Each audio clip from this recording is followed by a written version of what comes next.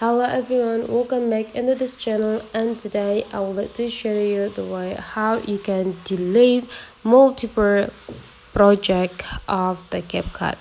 Now we will do it in the mobile, so it could be the mobile version of the CapCut application. So deleting the project will help you to save several space on your phone.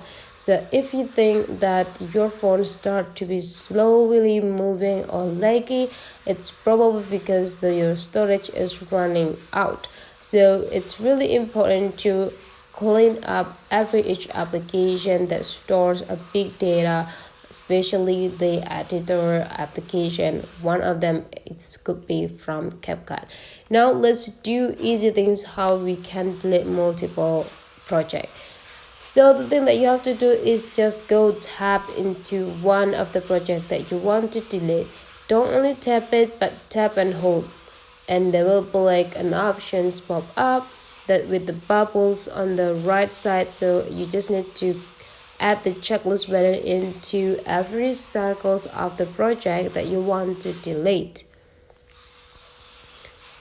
And right after you're done selecting everything, you just need to go click this delete button on the down center part and confirm that you want to delete it, and those project is perfectly deleted from your phone.